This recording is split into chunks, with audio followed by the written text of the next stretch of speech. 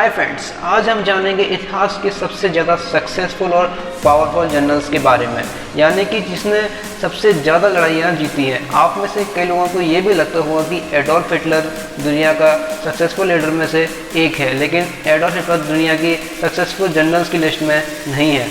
आप में से कई लोगों को ये भी लगता होगा कि तैमूर भी इस लिस्ट में होगा, लेकिन तैमूर की तिमरुड एम्पायर ने केवल अपने राज्य में 9 बैटल जीती थी।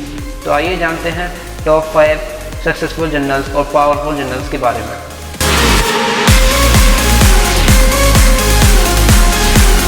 पांचवें नंबर पर है विश्व विजेता के नाम से मशहूर मैकेडन के सम्राट अलेक्जेंडर द ग्रेट, जिसे हम हिंदी में सिकंदर महान के नाम से भी जानते हैं। उन्होंने जो टोटल टाइम उन्होंने रूल किया उनमें टोटल 22 बैटल्स जीती।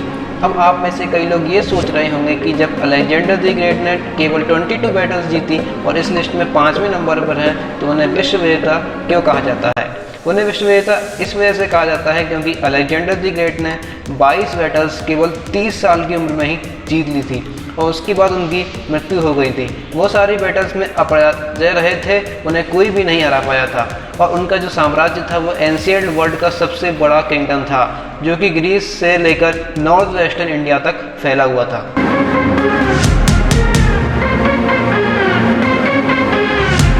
चौथे नंबर पर है रोम के प्रसिद्ध सम्राट जूलियस सीजर। इन्हें रोमन रिपब्लिक को रोमन एम्पायर में कन्वर्ट करने का सबसे बड़ा क्रेडिट दिया जाता है। ये 23 बैटल्स जीतने के साथ 3rd पोजीशन पर है। इन्होंने सबसे पहले ट्रम्विरेट करके एक अलायंस बनाया पॉलिटिकल पार्टीज का, फिर इन्होंने धीरे धीरे करके रोमन पॉलिटिक्स में डोमिनेंस के जरिए रोमन टेरिटरी को एक्सपेंड किया और अपने टाइम का सबसे बड़ा रोमन एम्पायर खड़ा किया। जूलियस सीजर को रोमन इतिहास का सबसे पावरफुल जनरल माना जाता है। रोमन एम्पायर उस समय अपने पीक पर था जिस समय जूलियस सीजर राज कर रहे थे।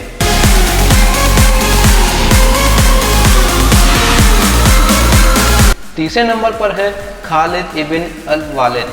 ये एक अरब मुस्लिम कमांडर थे जिनकी अर्ली मुस्लिम कॉन्क्वेस्ट जैसे कि ससमरान, इराक, सीरिया में काफ़ी योगदान रहा। इन्होंने 625 AD में बैटल ऑफ उहुद में मुस्लिमों को डिफीट करने में मेजर रोल अदा किया। हालांकि इन्होंने 627 AD में इस्लाम धर्म को अपना लिया। मक्का के कैप्चर में खालिद की काफ़ी मेजर रोल था। ये 22 बैटल जीतने के साथ 3rd पोजीशन पे है। इन्हें मेनली मुस्लिम कंट्रियाँ हैं जैसे कि सऊदी अरेबिया हो गई, इराक हो गया, इनको कॉन्क्यूर करने का मेजर क्रेडिट दिया जाता है।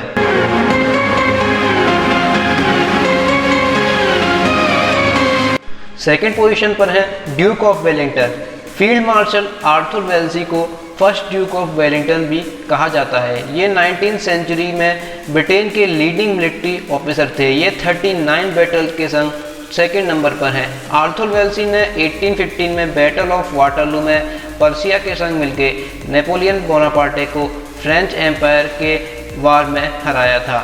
आर्थर को अपनी डिफेंसिव टेक्नोलॉजी के लिए काफ़ी जाना जाता है। आर्थर सबसे कम कैजुअलिटी के संग वार को लड़ते थे। वो एक ऐसे जनरल के रूप में माने जाते थे जिसके लड़ाई लड़ने में काफ़ी कम लोगों की मौत होती थी। मिलिट्री से रिटायर होने के बाद आर्थर वेल्सी 2.5 साल के लिए ब्रिटेन के PM भी रहे। एक बार 2 साल के लिए तो एक बार कुछ महीने से भी कम समय के लिए वो ब्रिटेन के PM भी रहे।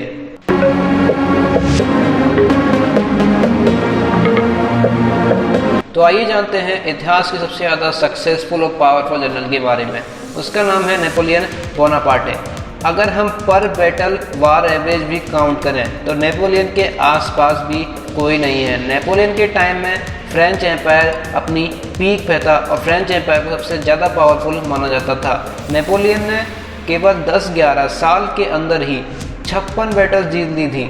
नेपोलियन को उनकी लिबरल रिफॉर्म्स टेक्निक की वजह से काफ़ी जाना जाता है, जिससे जनता उनके फेवर में काफ़ी हद तक रहती थी। लेकिन फ्रांस के इतनी तेज़ी से बढ़ते हुए एम्पायर के खिलाफ यूनाइटेड किंगडम, पर्शिया और 6-7 राज्यों ने मिलकर नेपोलियन पर हमला कर दिया और नेपोलियन को बैटल ऑफ वाटरलू में हार का सामना करना पड़ा। नेपोलियन पर वार का या लड़ाई का भूत इस कदर सवार था कि इन्होंने काले पानी की सजा में मरते हुए अपने आखिरी शब्द कहे थे, France the army, head of army Josephine.